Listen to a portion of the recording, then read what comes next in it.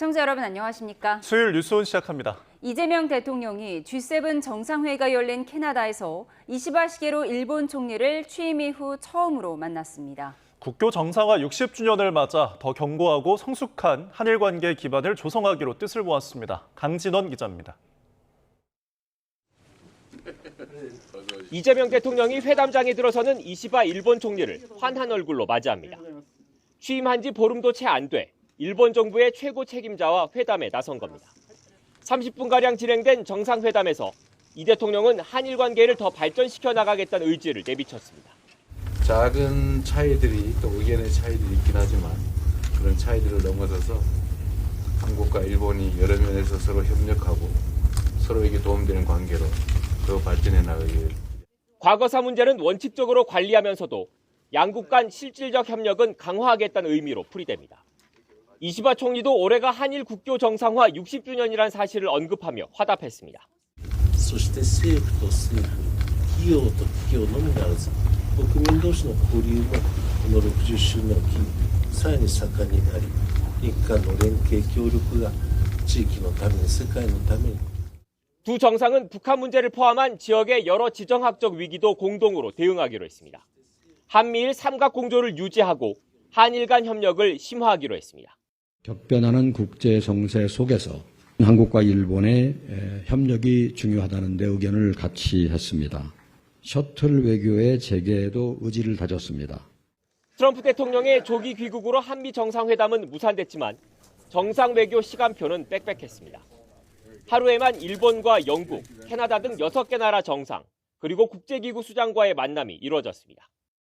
대통령실은 이재명 대통령이 주요국 정상들과 친분을 쌓고 협력 강화 방안을 논의한 것 자체가 우리 외교의 경쟁력을 끌어올리는 계기가 될 것으로 기대하고 있습니다. 캐나다 캘거리에서 YTN 강진원입니다. 이재명 대통령은 영국과 캐나다 등 각국 정상들과도 회담하면서 본격적인 정상 외교의 첫 발을 내디뎠습니다. 네, 이어서 홍민기 기자가 보도합니다. 캐나다 방문 이틀째 G7 초청국 환영식에 참석한 이재명 대통령. 의장국으로서 한국을 초청한 마크 카니 캐나다 총리와 손을 맞잡으며 환영을 받았습니다. 이어 G7에 참석한 각국 정상들과 단체 사진을 찍고 이 자리에서 프랑스, 이탈리아 등 주요 회원국 정상과도 인사를 주고받았습니다. 키어 스타머 영국 총리, 볼로디미르 젤렌스키 대통령과 악수하고 룰라 브라질 대통령과는 어깨동무한 채 대화를 나누는 장면도 포착됐습니다. 이 대통령은 또 인도와 멕시코 정상까지 만나며 본격적으로 글로벌 무대에 첫 발을 내디뎠습니다. G7 초청국들이 참여한 확대 세션에선 공개 발언을 통해 에너지 안보 달성을 위한 국제적 연대와 협력에 동참하겠다는 의지를 밝혔고 안정적인 글로벌 AI 생태계 구축 필요성을 강조하며 오는 10월 경주 에이펙에 주요 정상들의 적극적인 관심과 참여를 요청하기도 했습니다. 이 대통령과 함께 캐나다를 방문한 김혜경 여사는 캐나다 교민들과 만나며 영부인 첫 단독 일정에 나섰습니다. 조국의 걱정 때문에 한동안 또 더 많이 힘드셨을 텐데 또 새로 바뀐 대통령께 바라는 일 이런 것들을 허심탄회하게 얘기하는 그런 시간이 되었으면 좋겠습니다. 캐나다의 장애인 작가들과 만나 한국과 캐나다의 장애 예술 분야 협력을 강조하기도 했습니다. 대통령실은 이번 정상회의 참석이 대한민국의 정상 외교를 복원하고 실용 외교를 본격화했다는 의미가 있다고 평가했습니다. YTN 홍민기입니다. 주 7개국 G7 정상회의 참석 일정을 마친 이재명 대통령이 캐나다를 떠나 귀국합니다. 이 대통령은 캐나다 현지 시각으로 17일 늦은 밤 캘거리 국제공항에서 대통령 전용기를 타고 귀국길에 올랐습니다. 대통령실은 이 대통령이 각국 정상들의 생애와 정치적 이력에 대한 사전 지식을 바탕으로 편안한 대화를 이끌고 특유의 유머를 곁들이며 친밀감을 높였다고 평가했습니다.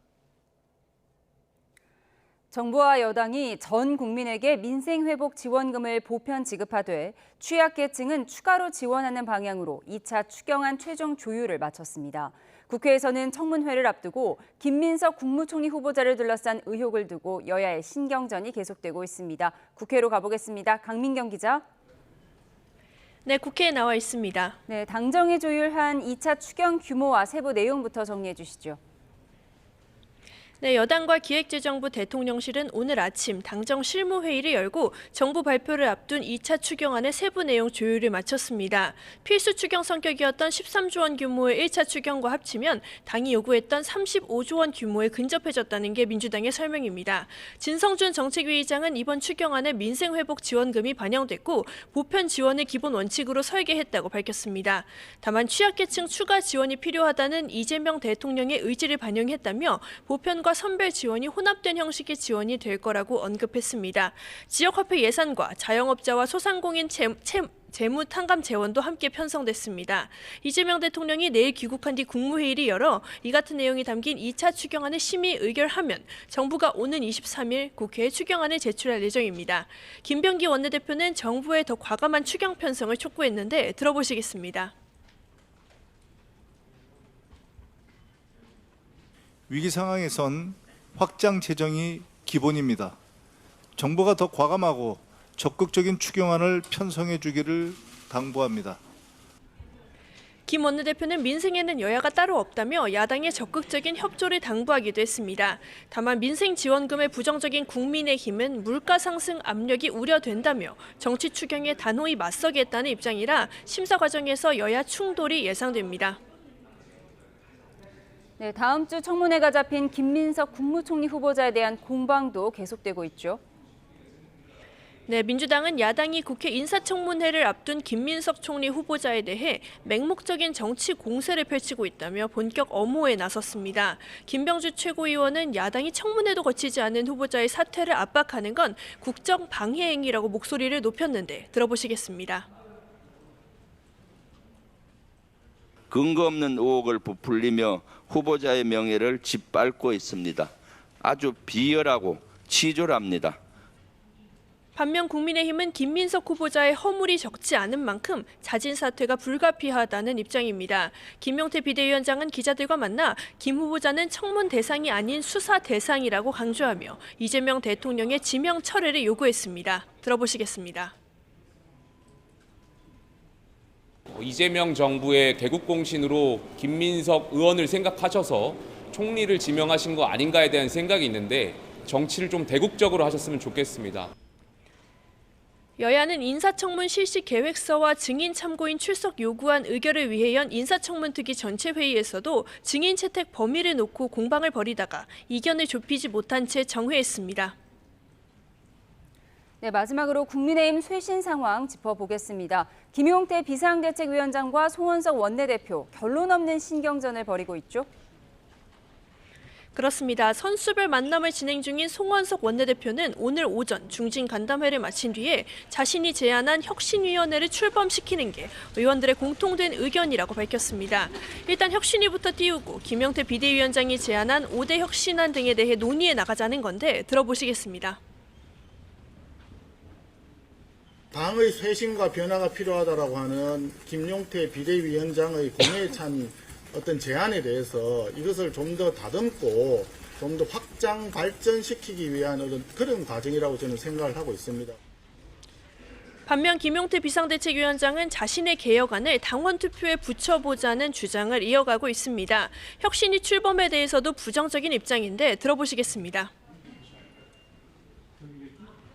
지금 즉시 바로 개혁안을 실행하면 되는데 이것을 혁신위를 통해서 다시 한번 공전시키겠다라는 것은 많은 시민들로 하여금 잘못된 오해를 불러일으킬 수도 있다라고 생각합니다.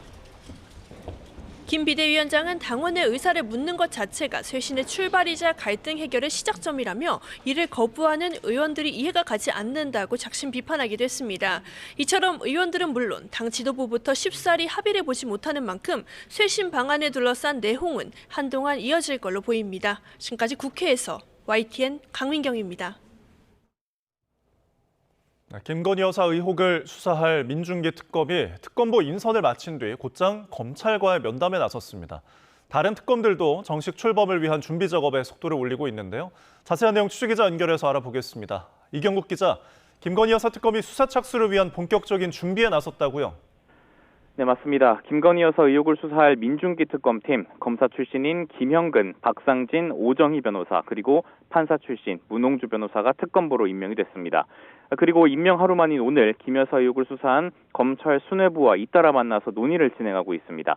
민특검과 특검보들은 오후 2시부터 40여 분간 도이치모터스 주가 조작 의혹 재수사를 진행 중인 서울고검의 박세현 고검장, 그리고 명태균 의혹을 수사하는 서울중앙지검 박승환 검사장 직무대리와 면담을 했습니다. 민특검은 넘겨받을 사건 그리고 검사와 수사관 파견에 관해 얘기하고 협조도 요청했다고 밝혔습니다.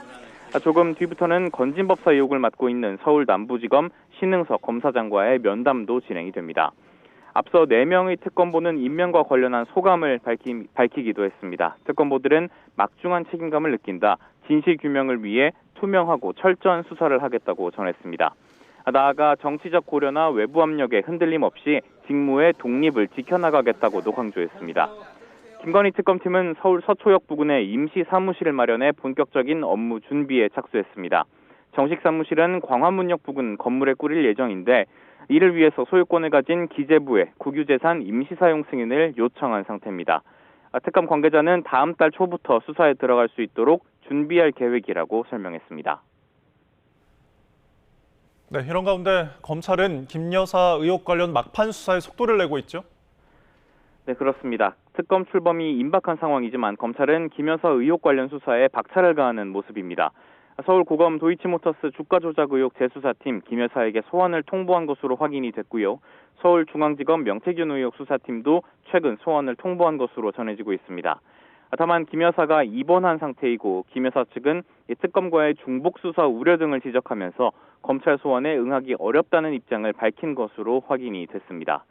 이런 가운데 서울고검 재수사팀이 지난달 말 미래에셋증권 측을 압수수색하는 과정에서 김 여사와 계좌 담당 직원의 3년간의 통화 내용이 담긴 녹음 파일 다수를 확보한 것으로 알려졌습니다. 검찰은 여기에 김 여사가 주가 조작을 인지하고 있었을 것으로 보이는 녹취 역시 포함됐을 것으로 보고 있습니다.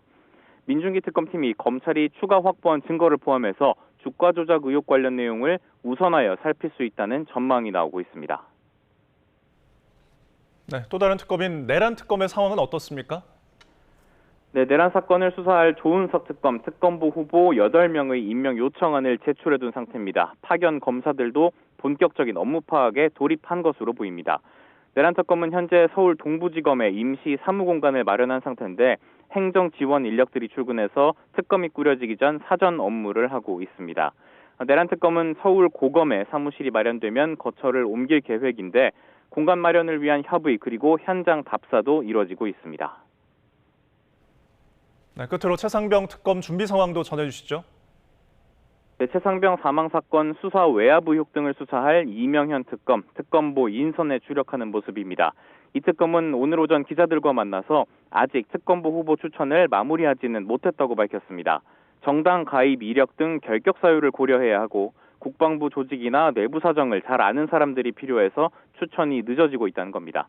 다만 오늘 중으로는 특검보 추천을 끝낸다는 계획이고요. 특검보가 임명되고 나면 수사기관들과 구체적인 파견 인력에 대해 협의한다는 방침입니다. 최상병 특검 사무실은 서울중앙지검과 서울고검 부근에 있는 빌딩에 차려지게 됐습니다. 지금까지 사회부에서 전해드렸습니다.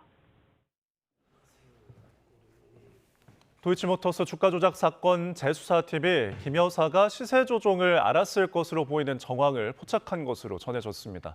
무혐의 판단을 했던 기존 수사가 부실했다는 비판이 불가피해 보입니다. 김영수 기자가 보도합니다. 도이치모터스 주가 조작 사건 초기 수사팀이 김건희 여사를 무혐의 처분한 건 시세 조종을 몰랐다는 게 이유였습니다. 판단의 근거와 수사 과정에 대해서는 이렇게 설명했습니다. 증권사 전화 주문 녹취, 주범들 간 문자 메시지 및 통화 녹취 등 물적 증거, 그리고 권모 씨 등 시세 조종 관련자들의 진술 및 관련 사건 판결 내용을 토대로. 그런데 뒤늦게 김 여사에 대한 압수수색은 한 차례도 없었던 걸로 드러났고 재수사 과정에서 부실 수사 논란은 더 커지고 있습니다. 서울고검 재수사팀은 지난달 김 여사의 미래에셋 계좌를 특정해 주문 녹음 파일과 주문표까지 새롭게 확보했습니다. 여기서 김 여사가 시세 조종을 알고 있었다는 정황을 포착한 걸로 전해졌는데 최근 김 여사에게 소환 조사도 통보한 걸로 파악됐습니다. 지난 4월 재수사 결정 한 달여 만에 대면 조사가 필요하다고 판단한 겁니다. 한 검찰 출신 변호사는 시세 조종이 의심된다면 꼭 김 여사 계좌가 아니라도 들여다보는 게 주가 조작 수사의 당연한 절차라고 설명했습니다. 게다가 오랜 기간 수사한 만큼 기존 수사팀이 자료를 확보하지 않은 상황을 상정하기도 어려울 정도라고 말했습니다. 기존 수사팀은 무혐의를 발표하기 전 서울중앙지검 차장과 부장이 참여하는 이른바 레드팀 회의까지 열었습니다. 수사 결과를 검증하는 차원이었는데 재수사나 특검 수사 결과에 따라 검찰 전체를 흔드는 파장으로 돌아올 가능성도 있어 보입니다. YTN 김영수입니다. 조국 혁신당이 윤석열 전 대통령의 검찰총장 대통령 재직 당시 검찰권 오남용 사례를 조사하는 특별법을 이번 달 안에 발의할 예정입니다. 김선민 당대표 권한대행은 윤석열이 검찰총장과 대통령 시절에 일으킨 검찰권 오남용 사례는 양적으로나 질적으로 군사정권과 다르지 않다며 문재인 전 대통령과 가족, 이재명 대통령에 대한 검찰 조사를 피해 사례로 들었습니다. 김 권한대행은 조국 전 대표 사건도 조사 대상 사건 선정 과정에서 기준과 절차에 따라 검토될 수 있다는 취지로 말했습니다. 중동 전쟁에 미국 개입 가능성이 커지면서 위기가 고조됐지만 우리 코스피는 외국인이 장중 순매수로 돌아서면서 2,970선에 올랐습니다. 유가 상승의 정유주가 강세였고 삼성전자가 이틀 연속 상승했습니다. 취재기자 연결해서 증시 소식 알아보겠습니다. 류화동 기자, 코스피가 어떻게 끝났나요? 0.6% 내린 2,930대에서 출발했지만 장중 상승 전환에 2,972.19로 마감했습니다. 장 초반 순매도였던 외국인이 장중에 기관과 함께 순매수로 돌아서 지수 상승폭을 키웠습니다. 중동전쟁 확전 가능성에 국제 유가가 오르자 SK이노베이션과 S-오일, 흥구석유와 한국석유, 중앙에너비스 등 정유주가 강세였습니다. SK하이닉스가 하락했지만 삼성전자는 3%가량 상승했습니다. 풍산 등 방산주와 두산 에너빌리티 등 원전주, 한화오션, HD한국조선해양 등 조선주도 올랐습니다. AI 미래기획수석비서관을 배출한 네이버는 18%가량 급등했습니다. 코스닥 지수도 0.4% 내린 채 개장했지만 장중에 상승 전환에 779.73으로 마감했습니다. 코스닥 시장에서 외국인은 순매도를, 개인과 기관은 순매수를 했습니다. 1379.9원으로 출발한 원달러 환율은 장중에 하락 흐름을 나타냈습니다. 3시 반 기준으로는 1369.4원을 기록했습니다. 중동 불안 고조로 안전자산인 달러화 강세 현상에 원달러 환율은 1,360원과 1,370원대 사이에서 움직였습니다. 지금까지 YTN 유환홍입니다.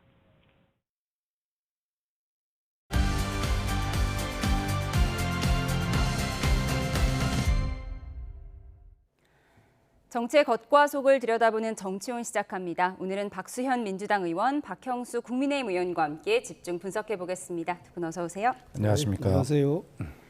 이재명 대통령이 주요 7개국 G7 정상회의 무대에서 이틀간 펼친 정상외교 데뷔전을 마무리했습니다. 대통령실은 정상외교의 복원이라고 설명했는데요. 영상으로 정리했습니다.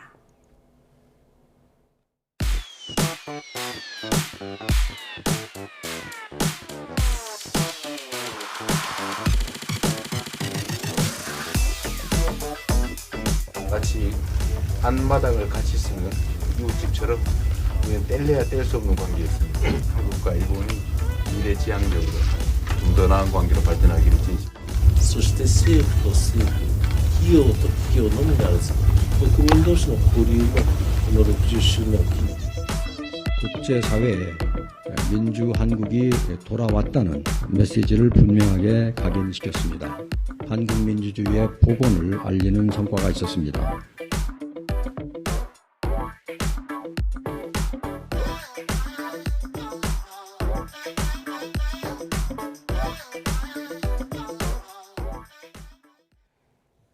이재명 대통령의 외교 무대 데뷔 전 민주당에선 긴장하고 지켜봤을 것 같은데요. 총평부터 해주시죠. 예, 뭐 저는 개인적으로 청와대에 근무 경험이 있기 때문에 이런 정상회담에 대한 이제 경험이 많이 있지 않습니까? 그런 경험을 종합해서 볼 때 취임 12일 만에 굉장히 부담이 큰 다자 외교이지만 그럼에도 불구하고 반드시 해야 한다 이런 입장을 가지고 있었고요. 그것은 어떤 거냐면 일단 정상끼리도 만나는 것이 굉장히 중요합니다. 예. 그리고 그 대한민국의 헌정 질서가 우연 불법적으로 중단되었던 이런 어떤 시기에 대한 전 세계의 시선들이 있지 않습니까? 그것을 이제 우리는 정상화라고 표현합니다만 대한민국이 이제 정상적으로 국제사회에 돌아왔다는 것을 분명하게 알리는 이미지도 굉장히 중요한 것이고요. 일단 외교는 제 경험으로 이렇게 보면, 지켜본 경험으로 보면 해야 할 때 하는 것이 그걸 미루면 다음에 더 부담이 됩니다. 그래서 이번에 일단 만나고 데뷔하고 한 것이 어려운 선택이었지만 아주 잘했고 그런 만남 자체가 성과다 이렇게 생각을 합니다. 네. 예. 외부 돌발 변수로 한미 정상회담이 무산된 것에 대해서 아무래도 한국 패싱 우려가 아니냐 이런 목소리가 나오다 보니까 대통령실에서도 미국에 먼저 양해를 구했다 이 점을 좀 강조를 했어요. 당장 다음 주에 나토 정상회의가 있으니까요. 이 부분을 좀 유념해서 봐야겠죠. 예, 뭐 저희들도 이번 정상회담은 간 것이 잘했다 이렇게 생각을 합니다. 그리고 지금 뭐 한미 정상회담이 무산된 것에 대해서 물론 안 빈손으로 온 거 아니냐. 가장 중요한 것이 사실은 관세 협상 부분이거든요. 그 부분에 대해서 회담조차도 못했으니까 빈손 아니냐 뭐 이렇게 생각할 수도 있겠습니다만은 이건 뭐 트럼프 대통령의 일방적인 귀국 때문에 벌어진 일이고 그걸 탓할 생각은 없습니다. 다만 나토 정상회담엔 또 적극적으로 참석을 해야 된다. 그래서 트럼프 대통령뿐만 아니라 다른 정상들과도 많은 교류를 해야 된다. 저는 그렇게 생각을 하고 지난번 윤석열 대통령이 나토 정상회담에 참석했을 때 민주당이 러시아와 중국을 자극할 우려가 있다면서 굉장히 약간 비판적인 입장을 고수했었거든요. 저는 그런 태도는 지금 필요하지 않다. 지금 글로벌한 이 상황 속에서 어떤 정상인들 만나서 대화를 하고 특히 트럼프 대통령과는 깊이도 대화할 필요가 있다. 기회가 있다면은 자주 만나고 해야 된다고 생각을 합니다. 예, 이렇게 한미 정상회담은 무산됐지만 오늘 오전에 한일 정상회담이 열렸습니다. 이 대통령은 한국과 일본은 앞마당을 같이 쓰는 이유처럼 때려야 뗄 수 없는 관계다 이렇게 강조했는데요. 실용 외교의 측면을 볼 수 있는 거겠죠. 그렇습니다. 우리가 일본과의 관계는 늘 투트랙으로 유지해온 것이 원칙이었습니다. 과거사는 과거사대로, 그다음에 미래지향적 관계는 그 관계대로 투트랙으로 유지하는 것이 굉장히 중요한데 근데 윤석열 대통령 임기 중에는 이 두 가지가 섞인 측면이 굉장히 많이 있었습니다. 우리가 물컵에 반잔을 먼저 채우면 상대가 채울 것이다라고 하는 윤석열 대통령의 아주 당연한 선의에도 불구하고 일본이 거기에 응답하지를 않으면서 이제 꼬인 측면이 있는데 어쨌든 이렇게 해서 과거사는 과거사대로 이렇게 미래지향적으로 정리를 해가는 것이 맞다. 그래서 일본 정부가 교체가 돼서 어떤 정부가 들었을 때마다 과거사를 너무 관리해오던 방향에서 벗어나는 경우에 꼬이는 경우가 많았는데 이것은 일본의 정치 상황과 굉장히 밀접하게 연관이 관계 있는 부분도 있거든요. 그래서 일본이 차제에 이런 어떤 경험들을 바탕으로 이 두 가지 원칙을 정확하게 지키고 상대가 원하는 것이 어떤 것인가라고 하는 것을 먼저 배려하는 것이 외교의 기본이고 그것이 나에게로 돌아오는 것이 외교거든요. 그런 측면에서 이재명 대통령이 중국보다 앞서서 일본을 통화도 먼저 했지 않습니까? 예. 그런 것들이 이제 대체로 실용 외교, 그다음에 G7에 참석하는 것도 그런 어떤 공동의 가치에 기반을 둔 실용 외교의 출발이다 이렇게 평가할 수 있는데 아마 이제 평가, 성과라고 하는 것은 좀 더 시간이 지나면서 이제 봐야 되니까 일단 지금 평가하기는 이르지만 여러 가지 측면에서 안정적으로 잘 가고 있다 이렇게 평가하고 싶습니다. 예, G7 정상회의에서 열린 한일 정상회담을 분석을 해봤습니다. 그런가 하면 김혜경 여사는 첫 공식 외교석상에서 단아한 전통 한복을 입고 등장해서 이목을 끌기도 했는데요. 영상으로 정리했습니다.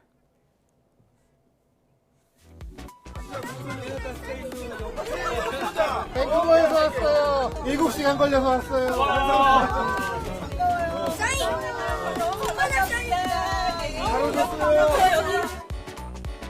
국외 걱정 때문에 한동안 또 더 많이 힘드셨을 텐데 새로운 대통령께 바라는 일, 앞으로 허심탄회하게 얘기하는 그런 시간이 되었습니다. 연노랑 치마와 녹색 저고리, 대통령실은 김 여사의 녹의 황상 한복이 균형 있고 품격 있는 아름다움을 의도한 거라고 설명했습니다. 특히 저고리의 경우 한국을 상징하는 무궁화 색채를 차용했다고 하는데요. 김 여사의 한복에 주요국 정상들도 큰 관심을 보였고 참석자들의 사진 요청도 이어졌다는 전언입니다. 네. 김혜경 여사, 캘거리 현지 동포들을 만나면서 대통령 취임 후에 첫 단독 일정을 소화했는데 뭔가 좀 최소한의 조용한 행보를 보였다 이런 평가가 나와요? 예, 뭐 저희들도 이번 행보는 무난하고 평이한 그런 외교 대비전이었다라고 생각을 합니다. 물론 김혜경 여사 본인의 지금 사법 리스크 문제가 아직 완전히 해결된 게 아니기 때문에 대통령 선거 과정에서도 낮은 어떤 행보를 보였었는데 저는 그 부분이 해결된다고 하더라도 지금처럼 조용하고 낮은 행보로서 대통령이 외교로서 커버하지 못하는 그 부분들 메워주는 이런 역할을 쭉 계속 해줬으면 좋겠다 그런 바람입니다. 예, 한복에 관심이 쏠렸다 이런 평가가 나오는데 이런 의상은 어떻게 정해지는 건가요? 예, 대개 이제 한 정부의 업적이라고 하는 것은 독특하게 여기만 돌출되는 게 아니라 쭉 이어져 축적돼 온 것이죠. 그것이 여야 보수 진보가 교차되더라도 다 쌓여오는 것입니다. 그런 어떤 외교 라인에서는 우리 한복이 밖에 나가면 얼마나 호응을 많이 받는지를 이미 잘 알고 있고요. 저도 아주 잘 지켜봤던 것인데 아주 주목을 많이 받습니다. 그런 측면에서 아주 잘 기획이 됐고 자랑스럽다 이런 생각이 들고요.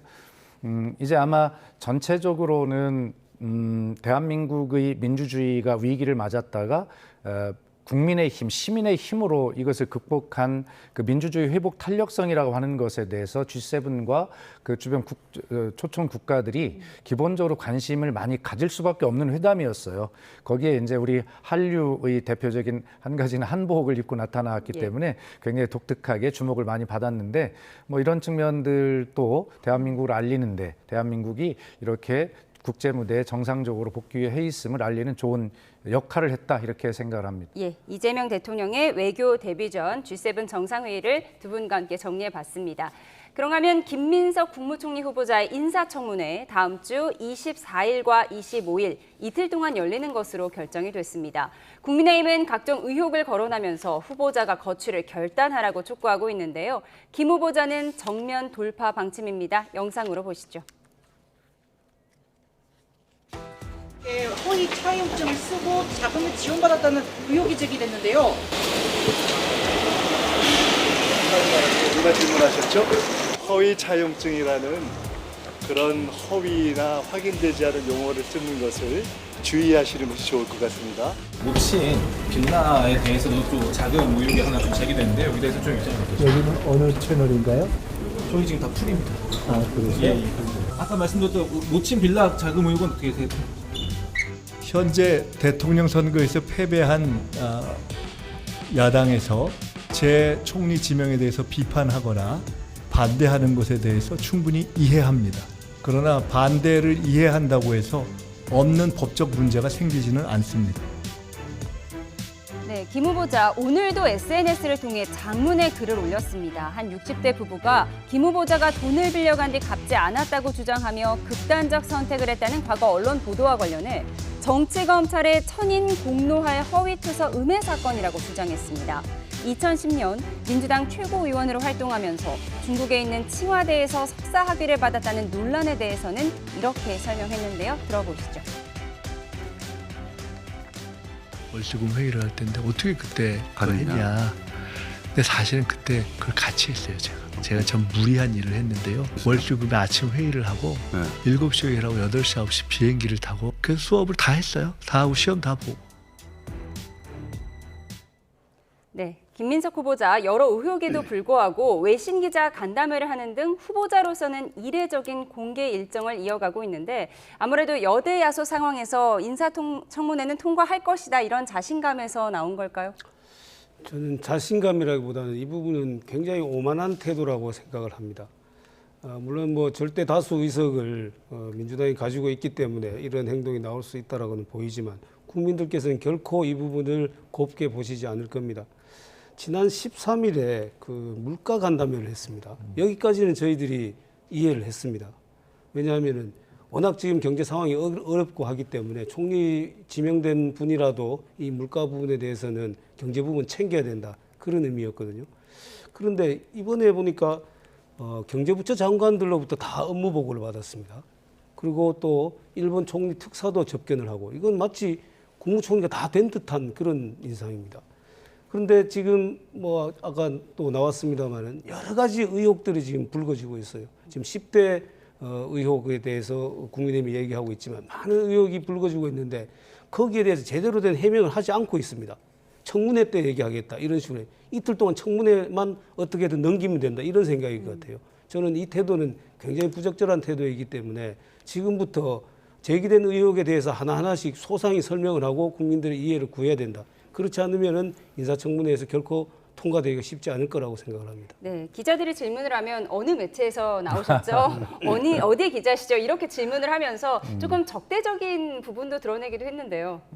아마 저는 김민석 이제 후보자와 사실은 뭐 연배가 거의 같고 친구처럼 사실 1년 선후배입니다만 또 저도 8년 만에 국회로 복귀를 해서 들어왔는데 김민석 후보자가 아마 정치권에 복귀한 게 18년 동안이 낭인 생활을 하고 복귀를 한 것을 저는 기억하거든요.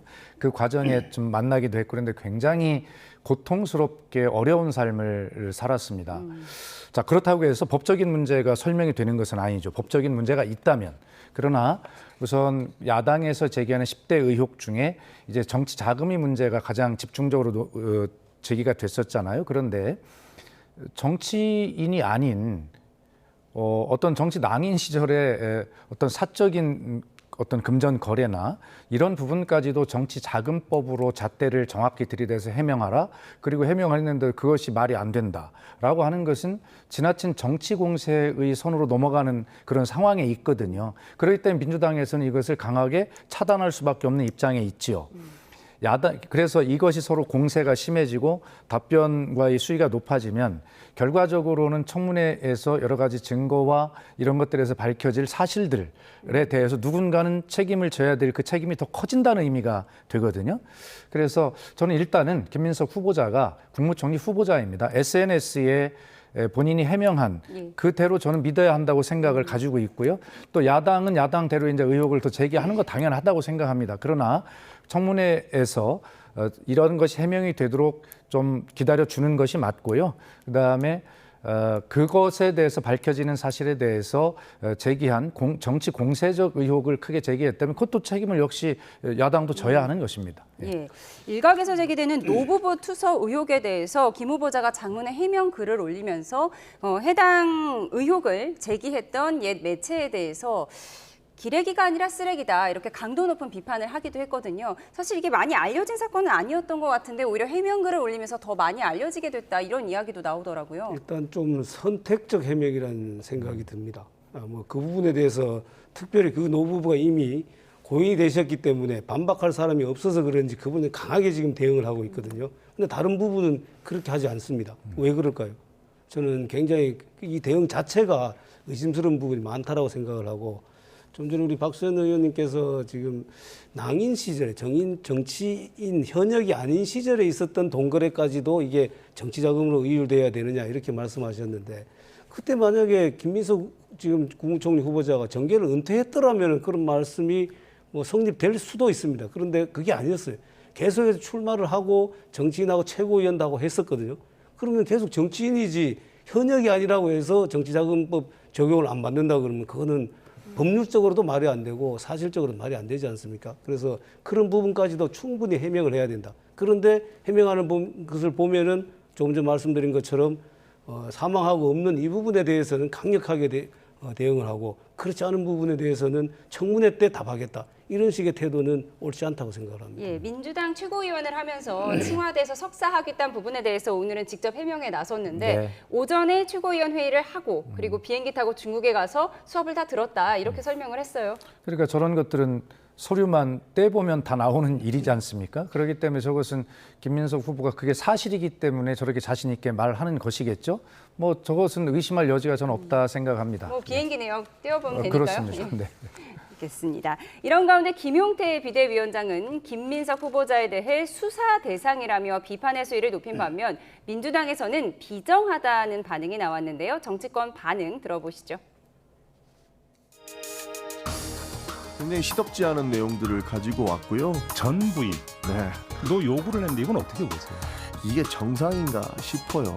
전 부인까지 불러가지고 아들, 그러니까 두 분 사이에 있었던 아들의 뭐 자금 출처를 유학비 뭐 물어보겠다라고 하는데 정치 이전에 사람이 됐으면 좋겠다는 이야기를 저는 굉장히 많이 하거든요. 이 전 부인까지 불러가지고 어떻게 하겠다는 것인지 사람 하나 인생을 또 송두리째 무너뜨리고 가족을 또 건들겠다. 참 비정하다라는 생각이 듭니다. 김민석 총리 지명자는 인사청문회 대상이 아니라 수사 대상 아닌가 생각이 듭니다. 지금이라도 이재명 대통령께서 국민통합과 정말 민생 회복이라는 중대한 과제를 실천하기 위해서라도 김민석 총리 지명자를 처리하실 것을 요청드리겠습니다. 94건 자료를 요구했는데 지금 현재까지 제가 파악하기로는 7건에 대해서 답변한 것으로 알고 있습니다. 청문회에서 답하겠다고 지금은 피하고 있는 형국이죠. 회피를 하고 있는 모습인 것 같아요. 네. 김민석 후보자에 대한 증인과 참고인 명단은 아직 정해지지 않았는데 여야는 간사 간의 협의를 거쳐서 오늘까지 확정하기로 했습니다. 그 속보가 나올 수도 있을 것 같은데요. 아무래도 김 후보자의 전 부인과 현재 부인을 증인으로 불러야 한다. 국민의힘의 이 주장에 대해서 아마 논란이 있었던 것 같아요. 이 부분은 뭐 크게 논란이 될 거리가 아닙니다. 왜냐하면은 그 아들의 유학 비용에 대해서 전처가 이걸 충당을 했다라고 김민석 후보자가 얘기를 했기 때문에 굳이 전 부인이 증인으로 나오지 않더라도 어떤 소득에 근거해가지고 아들 유학 비용을 전 부인이 송금을 했다든지 자료를 제출하면 굳이 전 부인을 부를 필요가 있겠습니까? 그럴 필요가 없거든요. 이틀 동안 청문회가 진행되기 때문에 첫날에 그런 자료를 충분히 제출한다라면 굳이 부를 필요가 없다고 생각합니다. 그런데 그런 해명은 하지 않고 감성적인 호소를 지금 하고 있거든요. 전 부인까지 불러서 뭐 어떻게 하려고 하느냐 이런 호소를 하는 것은 적절치 않다. 왜냐하면은 그분을 불러서 무슨 사생활에 대해서 물어보려고 하는 게 아니지 않습니까? 그렇기 때문에 그 자료만 충실히 제출하면은 이럴 필요가 없고 해결되는 문제인데 그걸 하지 않으면서 이렇게 감성적인 호소 또는 공격을 하는 것은 회피하려는 태도가 아닌가 싶습니다. 그러니까 국민의힘에서는 90여 건의 자료를 제출하라고 했는데 아직 그만큼 응하지 않은 상황이잖아요. 그러면 오늘 여야 간사 간에 자료를 다 제출하기로 하고 부인은 증인으로 부르지 않겠다 이렇게 합의할 수도 있겠네요. 당연히 그렇게 정리되겠죠. 네. 그럴 거고 시간이 좀 있으니까요. 이런 문제는 또 민주당이 야당 시절에 정부를 향해서 왜 자료 제출을 하지 않느냐라고 거세게 몰아붙였던 또 야당 아니겠습니까? 입장이 바뀌었다고 해서 뭐 그것이 자체가 바뀌어서는 안 되죠, 입장이. 그래서 아마 제가 알기로도 김민석 후보자가 최선을 다해서 제출할 수 있는 서류 거의 대부분을 뭐 제출할 것으로 그렇게 알고 있습니다. 예.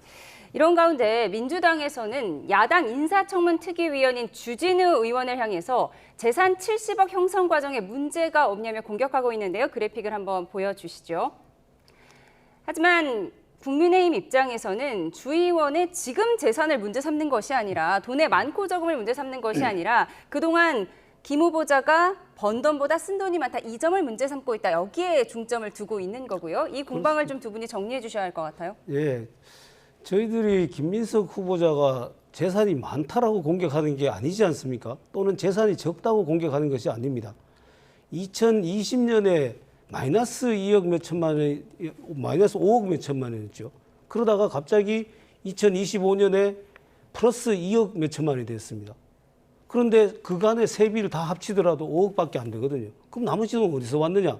그다음에 또 그간에 쓴 돈이 10억여 원 가량 되는 것 같아요.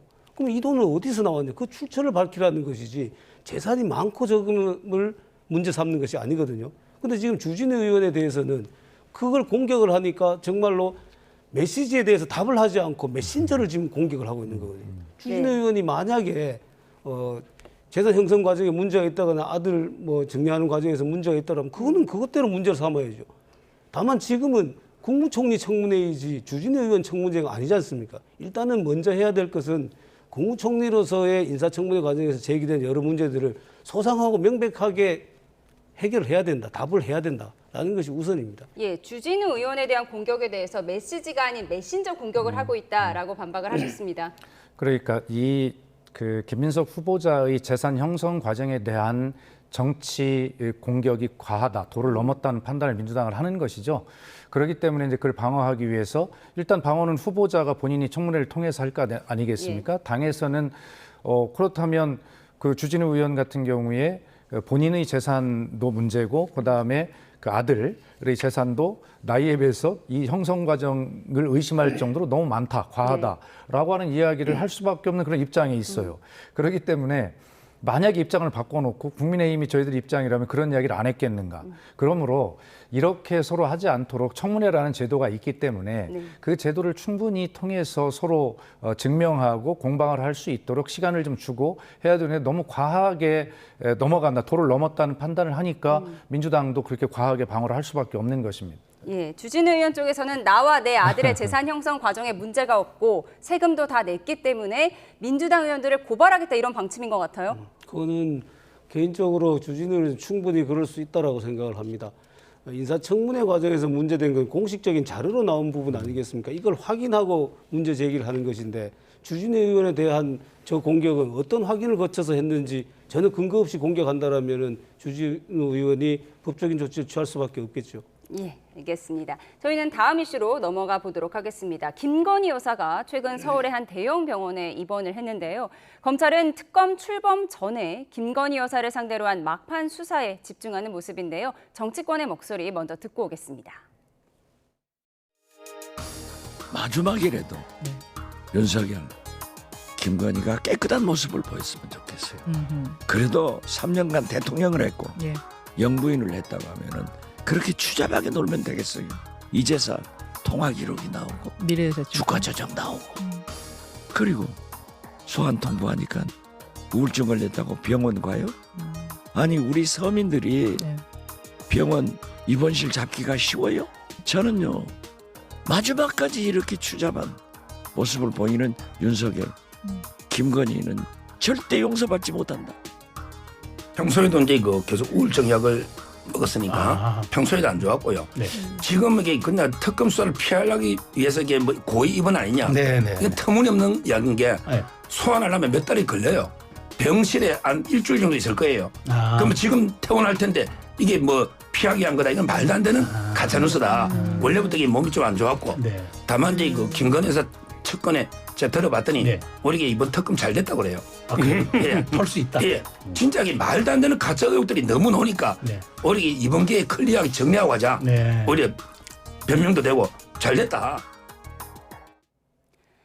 네, 김건희 여사가 입원하기 몇 시간 전에 검찰로부터 소환 통보를 받았다 이런 언론 보도가 나오면서 고의로 입원한 것 아니냐 이런 얘기도 나오는데요. 어떻게 보세요? 예, 뭐 그렇게 의심할 수 있는 상황이죠. 뭐 그렇게 의심을 하는 여론에 대해서 또 언론 보도에 대해서 지금 그 한 유튜버가 나와서 하신 말씀이 터무니없는 뭐 가짜 뉴스 이렇게 반발할 내용은 아닌 것 같고요. 어떻게 그런 반응이 안 나오겠습니까? 그러나 어쨌든 저는 이 자리에서 말씀드리기를 뭐 그렇게 어떤 우울증을 비롯한 건강이 좋지 않다면 뭐 당연히 입원을 해야 되는 것이고요. 그래서 빨리 쾌유를 해서 특검 수사에 소환에 제대로 당당히 응하고 제대로 잘 몸 건강 상태를 준비해서 그렇게 진실을 밝히는데 그야말로 대통령과 영부인을 했던 그런 책임감을 가지고 그렇게 임해야 된다. 말씀을 드리고 쾌유하기를 바랍니다. 예, 윤 전 대통령과 가까운 것으로 알려진 서정욱 변호사가 김 여사는 원래 고의 입원도 아니고 평소에도 우울증 약을 먹었다 이렇게 주장을 했습니다. 평소에 우울증 약을 복용하지 않았다고 하더라도 지금 이 상황이라면 우울증이 올 수 있는 상황이겠죠. 뭐 제가 두둔할 생각은 없습니다만은 개인적으로 본다면 충분히 그럴 수 있는 상황이고 수사를 피하기 위해서 입원을 했다. 그거는 조금 과한 얘기인 것 같아요. 왜냐하면 지금 서울고검에서 아마 소환 통보를 한 것 같은데 이게 또 1차 소환이 안 되면 또 2차 소환을 할 수 있고 그다음 특검 수사가 또 시작된다라면 또 1차, 2차 소환할 수 있는데 그때마다 입원한다고 해가지고 그게 해결될 일이겠습니까? 그렇지 않거든요. 그리고 지금 박지원 의원님께서 말씀을 하셨는데 저는 좀 앞부분만 깨끗하게 좀 했으면 좋겠다. 이런 정도 단어를 써야 되지. 추잡하게 이렇게까지 쓰면 정말 정치 추잡해지는 거 아니겠습니까? 저는 우리 정치인으로서 굉장히 큰 선배님이신데 좀 정치를 좀 깨끗하게 하는 이런 용어들 좀 써줬으면 좋겠습니다. 네, 단어의 선택에 조금 더 신중했으면 좋았겠다라는 얘기를 해주셨습니다. 그런가 하면 서울고검 재수사팀이 지난달 말에 미래에셋증권 측을 압수수색하는 과정에서 김 여사와 계좌 담당 직원의 3년 동안의 통화 내역이 담긴 녹음 파일 수백 개를 확보했다고 합니다. 이게 왜 지금에서야 나왔을까? 이 부분이 지금 문제가 되고 있어요. 그러니까 검찰 수사 4년 동안 밝히지 못한, 확보하지 못한 자료를 지금 재수사팀이 불과 50여일 만에 확보를 한 것이죠. 그리고 이것은 다른 자료가 아니라 이 김건희 씨의 어떤 주가 조작 혐의를, 적어도 공모 혐의 이런 것들을 밝힐 수 있는 스모킹건에 해당할 정도로 아주 중요한 자료인데, 이것을 지난 4년 동안 밝혀내지 못했다, 확보하지 못했다라고 하는 것은 일부러 확보하지 않은 것 아니냐라고 하는 이 검찰 수사의 어떤 부실 수사에 대한 비판을 피해갈 수가 없는 것이고요. 그렇기 때문에 김건희 씨에 대한 무혐의 처분을 한 검찰의 부실 수사도 사실은 특검의 대상에 들어가 있어요. 그렇기 때문에 이 부분도 검찰 수사 대상이 될 수 있다라고 하는 그런 측면에서 전체적으로 역시 검찰은 정말 권력의 신여구나라고 하는 것을 국민들이 지금 말씀을 안 하셔도 다 그렇게 판단하고 계시리라, 그것이 국민의 눈높이일 것이다, 이렇게 생각을 저는 할 수밖에 없습니다. 결국 이 녹음 파일이 김건희 여사가 본인의 계좌가 주가 조작에 쓰이는지 알았는지 몰랐는지 이 부분을 판단하는 근거가 될 수 있다는 건데, 스모킹건이 될 수 있을까요? 저는 만약에 이 부분이 특검 수사 대상이 돼서 이 부실 수사에 책임을 묻는다라면 가장 먼저 책임을 물어야 될 사람이 현재 이성윤 민주당 국회의원이라고 생각을 합니다. 왜냐하면은 이 도이치모터스 이 사건은 문재인 정부 시절에 수사를 한 거예요. 그리고 기소를 못 했거든요. 그럼 그때 이미 이 녹음 파일이 있었다라면 그때 고의로 숨겼다는 얘기입니까? 전혀 앞뒤가 안 맞는 얘기죠. 검찰이 이걸 고의로 숨겼다거나 또는 뭐 일부러 확보하지 않았거나 이 논리는 성립될 수가 없는 거예요. 이성윤 의원이 당시에 중앙지검장이었잖아요. 그런데 그걸 일부러 이걸 자료를 확보 안 했을 리도 없고 있는 거를 못 본 척 했을 리도 없는 거 아니겠습니까? 예. 다만 이게 스모킹건이 될 수 있느냐는 이제 법률가로 보기에는 이걸로만은 부족합니다. 그걸 40% 이익을 뭐 주기로 했다 이런 얘기를 했다고 하더라도 시세가 조정되는지를 모르고 40% 이익을 받기로 했다는 취지인지, 네. 아니면 시세 조정 사실을 알면서 40% 받기로 했다는 취지인지, 이걸 규명을 해야 되거든요. 그러니까 수익 40%라는 40%를 그 나눈다는 자체만 게 굉장히 이례적이다. 이런 그래서 얘기죠? 그걸 가지고 이제 수사를 하면 통상적으로 이제 관련자 추궁도 하고 이렇게 하죠. 그래서 밝혀내야 되는 부분이 이거 하나로 다 해결되는 게 그런 게 아닙니다. 그러니까 그건 한번 보기로 하고요.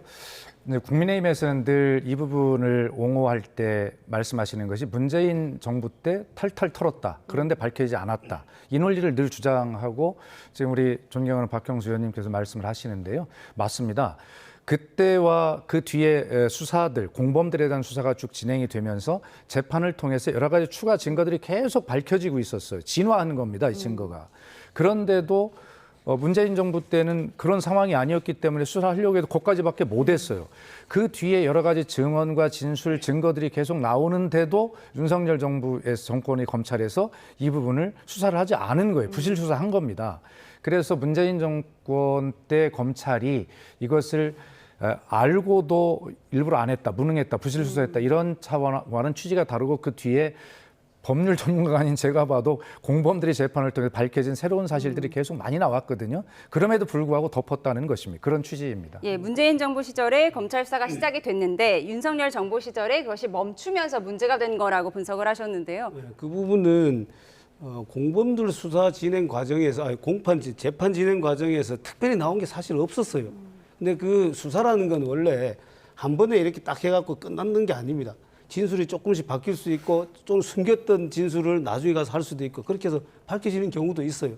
그런데 이 검찰 수사 전체를 윤석열 정부가 은폐했다든지 이렇게 몰고 가는 것이 잘못됐다는 얘기고, 저는 지금도 이 부분에 대해서 그 40% 부분이 중요한 단서가 돼서 다른 그 증거들을 확보를 하고 또는 관련자들을 추궁을 해서 조사를 해서 이분이 밝혀진다면 충분히 처벌될 수도 있다라고 생각을 합니다. 그런데 마치 이거를 다 뭉개고 은폐하고 이런 식으로 몰아가는 것이 적절하지 않다. 그런 취지입니다. 알겠습니다. 재수사 과정을 지켜보도록 하겠습니다. 국민의힘 이야기 해보겠습니다.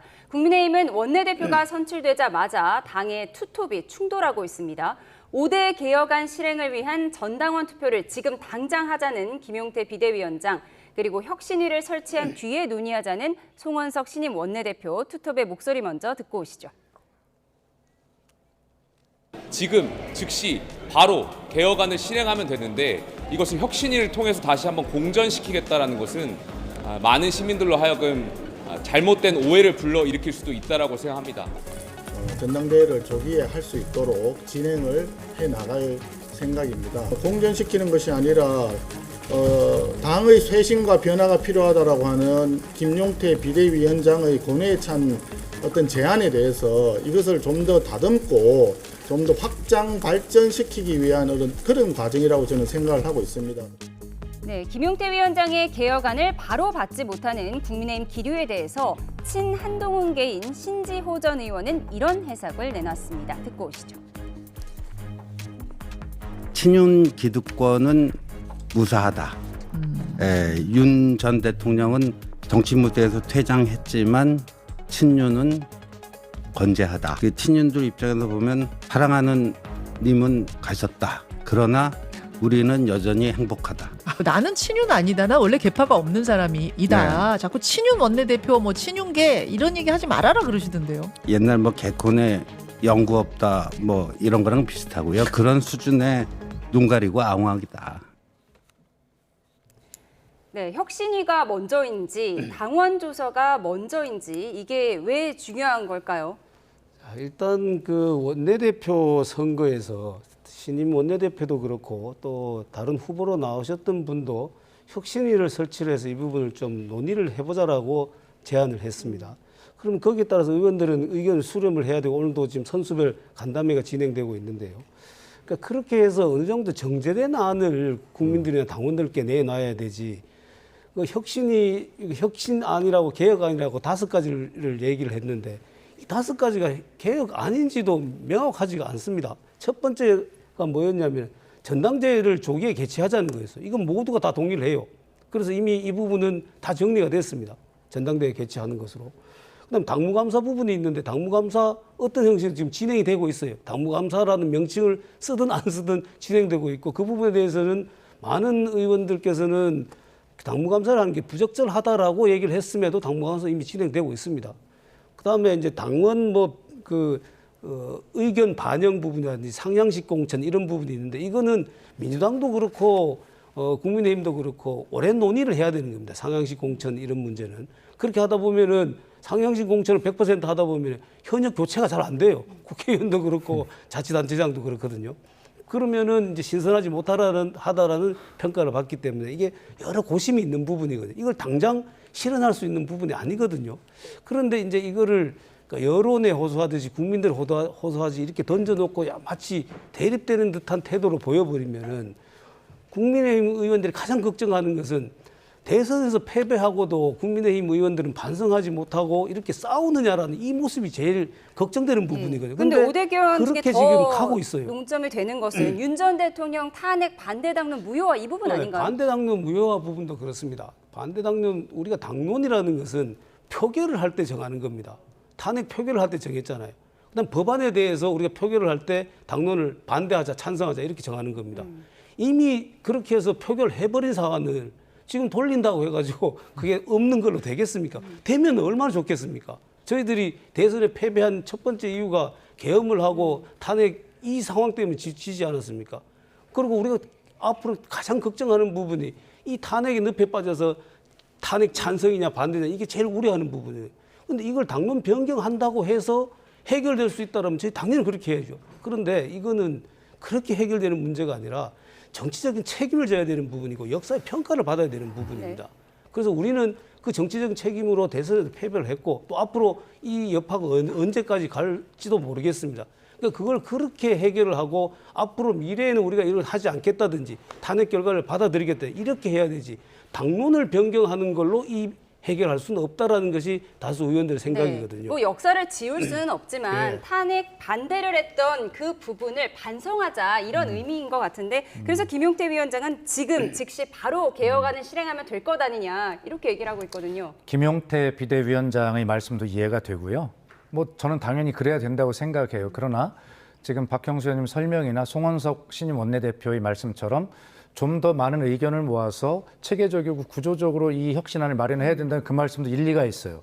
그래서 그냥 제가 저희 당 문제가 아니라 쉽게 말씀드리는지 몰라도 네. 제안을 한번 해보면 두 개 다 진심이라고 한다면 김용태 비대위원장 임기가 6월 30일까지이고 그 이후로 뭐 다른 비대위원장이나 이런 인정을 안 할 것 같은데 그렇다면 김용태 비대위원장 임기가 끝나면 7월 1일부터 혁신위원장을 시키면 딱 좋을 것 같습니다. 김용태 위원장은 혁신위원장으로. 그러면 양측의 진심이 다 충족되는 거 아니겠습니까? 네. 하여튼 제 생각은 갑자기 그런 생각이 당 들었습니다. 내에서도 뭐 그런 얘기들도 나오고 있습니다. 그렇습니까? 그런데 저희는 네. 일단 급선무가 아까 제가 잠깐 말씀드린 것처럼 당이 대선에 패배하고도 계속해서 서로 싸우는 모습, 뭐 당권 투쟁을 하는 듯한 이런 모습을 보이는 것이 가장 치명적인 아픔입니다. 그렇기 때문에 저는 선수별 간담회를 통해서 신임 원내대표가 의견들을 수렴했기 때문에 이걸 가지고 현재 비대위원장과 만나야 됩니다. 김용태 비대위원장 만나서 정치라는 것을 만나서 야당과도 여당과도 서로 만나서 해결하는 것인데 우리 당내에서 같이 얘기 못할 이유가 없죠. 그렇게 해서 좀 그런 분열되는 모습이 아닌 걸 좀 보여줘야 됩니다. 이렇게 양쪽이 그냥 직접적으로 언론에다 대고 또는 국민들께 이렇게 얘기한 형태로 가서는 우리가 비판을 면하기 어려울 거다. 6월 30일에 김용태 비대위원장 임기가 끝나면 7월 1일부터 혁신위원장으로 임명하면 될 것이다. 이렇게 민주당 박수현 의원님께서 국민의힘에 조언을 좀 해주셨습니다. 그런가 하면 참고하겠습니다. 그런가 하면 국민의힘 대선 경선에서 패한 뒤 더는 정치를 하지 않겠다고 선언하며 미국 하와이로 떠났던 홍준표 전 대구시장 38일 만인 어제 귀국했습니다. 자신이 주장해왔던 위헌정당 해산설을 거듭 언급했는데요. 그 장면부터 보고 오시죠. 새 정부가 정치 보복을 하지 말고 국민 통합으로 나라가 좀 안정이 되도록 해줬으면 좋겠습니다. 위헌정당 해산을 전제로 말씀을 하셨는데 혹시 그 뒤에 해산을 전제로 그거는 복당을 검토하시는 걸까요? 한 달 전에 이미 이야기를 했고 대선 지면 위헌정당으로 해산당한다. 한 달 전에 이야기했어요. 해산을 전제로 복당이나 아이 역할을 그 검토하시는 쓸데없는 걸까요? 소리 하지 말고. 네, 그런가 하면 오세훈 서울시장은 지난 15일 김용태 비대위원장과 이준석 의원과 저녁을 함께했는데 보수를 개혁해달라, 보수 진영을 바꿔달라는 취지의 말을 했다고 합니다. 누군가가 나서서 국민의힘이 개혁의 틀을 잡아야 하지 않겠냐 정도의 공감대를 이뤘습니다. 네, 그런가 하면 한동훈 전 대표도 최근 옛 친윤 외곽 조직의 핵심이죠. 이영수, 새로운 미래를 준비하는 모임 세미준 회장과 만났습니다. 이 회장은 한 전 대표에게 보수의 희망은 한동훈뿐이라며 이번 당대표 선거에서도 역할을 해야 한다고 말한 걸로 전해졌는데요. 야권의 정치구도 재편에 관심이 쏠리는 가운데 보폭을 넓히고 있는 인사들의 속내는 어떤 걸까요? 두 분과 짚어보겠습니다. 네, 홍준표 전 시장 38일 만인 어제 귀국하면서 소회를 밝혔는데 그동안 꾸준하게 주장해왔던 국민의힘에 대한 위헌정당 해산설 또 언급했습니다. 속내가 뭘까요? 저는 일단 우리 홍준표 전 대표님 또 후보님께서 이렇게 말씀하시는 것에 대해서 대단히 유감스럽고 또 참 이해하기 어렵습니다. 우리 당의 당대표도 했고 대선 후보도 2번씩이나 하신 분이 어떻게 우리를 저렇게 계속해서 공격을 하시는지 그리고 사실관계 법리적으로도 맞지 않는 부분을 가지고 공격하신 게 이해가 잘 안 됩니다. 일단 우리 홍준표 대표님께서 후보님께서 지난번 4강 우리 후보에서 탈락하시면서 정치계를 떠나겠다라고 이렇게 진심을 담아서 이렇게 말씀하셨을 때 거기 앉아 계신 분들 다들 박수를 보냈었거든요. 근데 저는 그때 그 마음과 지금 마음이 좀 달라지신 것 같아요. 그러니까 여러 가지 지금 말씀하시는데 특히 지금 위헌정당 해산 부분에 대해서는 요건에 저는 맞지 않다고 생각합니다. 우리 헌법상 위헌정당 해산 요건은 정당의 활동과 목적과 활동이 민주적 기본 질서에 위배될 때입니다. 우리 정당이 만약에 국민의힘이 몽땅 다 공모를 해가지고 계엄을 했다라면 민주적 기본 질서에 위배되겠죠. 그렇지 않지 않습니까? 대통령이 우리 당에 소속된 대통령이 계엄을 했다고 해서 그것이 위헌정당의 사유가 될 수가 없습니다. 그다음에 또 한 가지가 지금 그 후보 교체 부분을 얘기를 하시는데 후보 교체 부분도 마찬가지입니다. 그게 당헌 당규에 따른 후보 교체거든요. 그것이 적정하냐 적정하지 않냐 정치적 책임을 져야 되냐 져야 되지 않느냐라는 것은 변론인데 그걸 위헌정당 해산의 사유로 삼는 것은 법리상으로도 맞지 않다고 생각하는데 왜 저렇게 주장하시는지 모르겠습니다. 예, 잠시만요. 저희가 속보가 들어와서 먼저 전해드리겠습니다. 김건희 여사 수사를 받고 있는 민중기 특검이 금융감독원을 방문했다는 속보가 조금 전에 들어왔습니다. 민중기 특검 금감원을 조금 전에 방문을 했고요. 주가 조작 의혹과 관련한 논의가 있을 거라고 합니다. 다시 한번 전해드리겠습니다. 김건희 특검을 맡고 있는 민중기 특검이 조금 전에 금융감독원을 방문을 했습니다. 주가 조작 의혹에 관해서 논의할 것으로 보이는데요. 더 자세한 소식은 들어오는 대로 추가로 전해드리도록 하겠습니다. 네, 홍준표 전 시장에 대해서 이야기를 하고 있었는데 예. 사실 민주당의 대부분의 의원들도 정당 해산에 대해서는 무리가 있을 거다 이런 말을 많이 하셨는데 홍준표 전 시장은 계속해서 위헌정당설을 띄우고 있어요.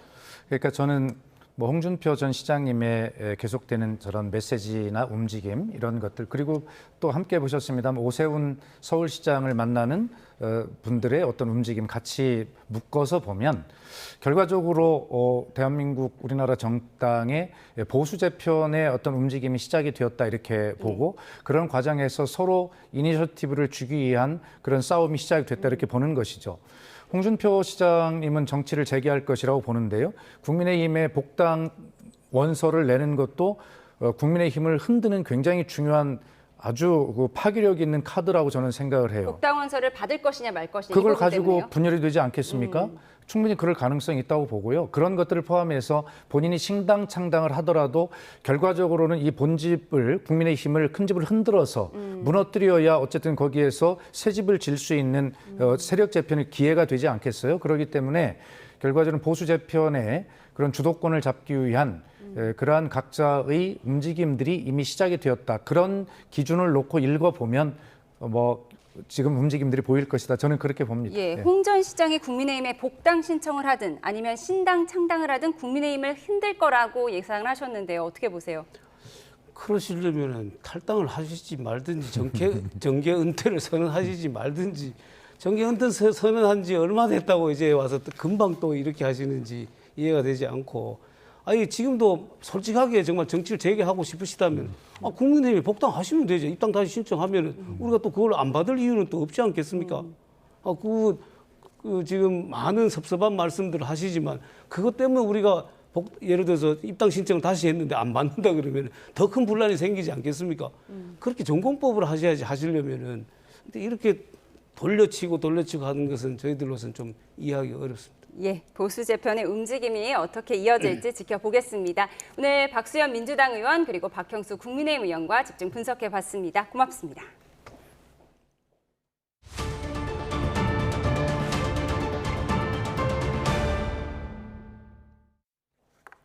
정체전선이 북상하면서 내일 밤부터는 수도권 등 내륙에 올여름 첫 장맛비가 시작됩니다. 특히 모레 밤부터 주말 사이에는 곳곳에 폭우가 집중될 가능성이 커 호우 피해에 대한 대비가 시급합니다. 취재 기자 연결해 보겠습니다. 정혜윤 기자. 이제 내륙 장마가 정말 코앞으로 다가왔는데요. 우선 내일 밤부터 내릴 비가 최고 80mm 정도라고요? 네, 그렇습니다. 정체전선이 점차 북상하면서 내일 밤 중서부 지방을 시작으로 내륙의 장마가 시작됩니다. 우선 내일과 모레 예상되는 비의 양이 최고 80mm 이상인데요.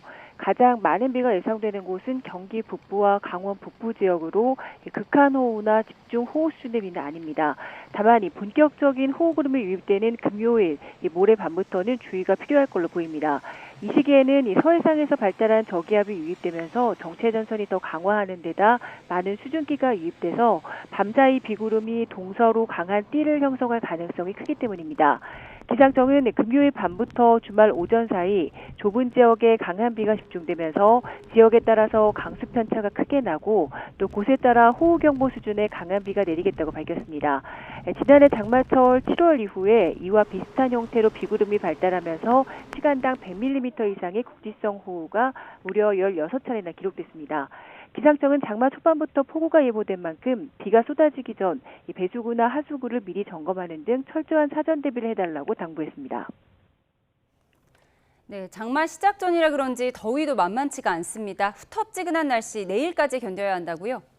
네, 그렇습니다. 당분간 덥고 습한 북태평양 고기압이 확장하고 있기 때문에 무더위가 밤낮을 가리지 않을 전망입니다. 서울은 일단 내일 아침 최저 체감 온도가 24도로 예상되고 밤사이 열대야에 버금가는 더위가 이어지겠습니다. 또 한낮 기온도 32도 정도로 종일 무덥겠습니다. 본격적인 호우가 예상되는 금요일에는 장맛비로 인해서 기온이 일시적으로 내려가긴 하지만 습도가 높아서 후텁지근할 것으로 보입니다. 특히 비가 그친 뒤에는 다시 30도 안팎의 습도가 올라가기 기온이 오르고 또 습도가 높아서 더위가 번갈아 나타날 전망입니다. 지금까지 과학기상부에서 YTN 정혜윤입니다.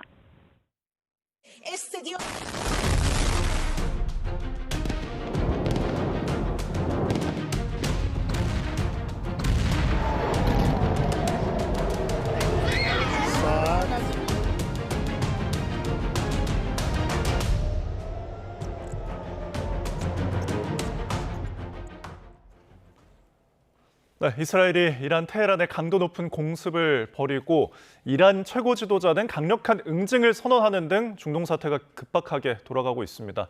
도널드 트럼프 미국 대통령은 군사 개입 여부를 고심하는 것으로 알려졌는데 이에 대비해 이란은 미군 기지 타격도 준비 중인 것으로 전해졌습니다. 중동으로 가보겠습니다. 조수연 특파원.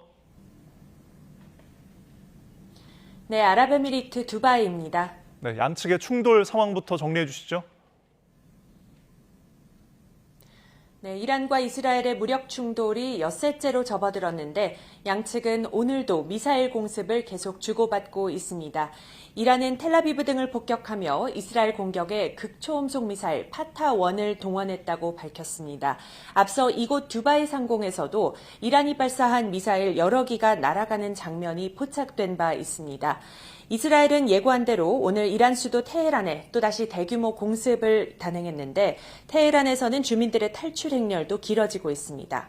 은신 중인 이란 최고 지도자 아야툴라 알리 하메네이는 자신의 SNS를 통해 이스라엘에 강력한 대응을 해야 한다며 자비를 베풀지 않겠다고 밝혔습니다.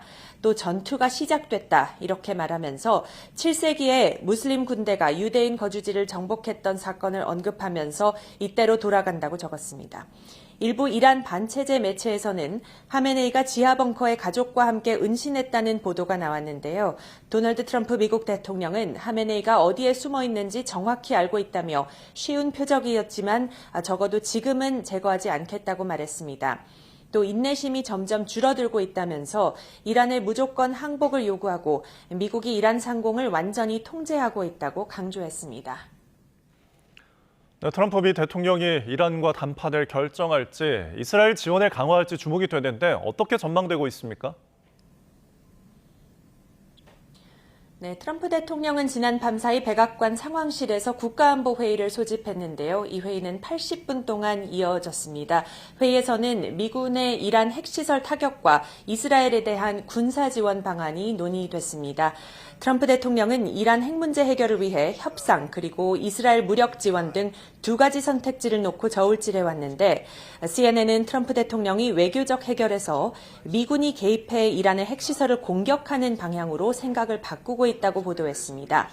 이스라엘의 초대형 폭탄인 벙커버스터나 스텔스 폭격기를 지원할 가능성을 열어놓고 있다는 보도도 잇따르고 있습니다. 이란의 산악지역 지하 깊숙이 건설된 핵시설을 지상작전 없이 파괴하려면 미국의 이 벙커버스터가 필요한 것으로 알려졌습니다. 또 이란이 미국의 군사 개입에 대비해서 미군 기지를 타격하기 위한 미사일 등 군사 장비를 마련해 놓았다는 얘기도 미 당국자들을 통해 전해지고 있습니다. 이런 가운데 국제원자력기구 IAEA는 이란은 북한과 달리 핵무기 개발 의도가 분명하지 않다면서 외교적 해법이 남아있다고 강조했습니다.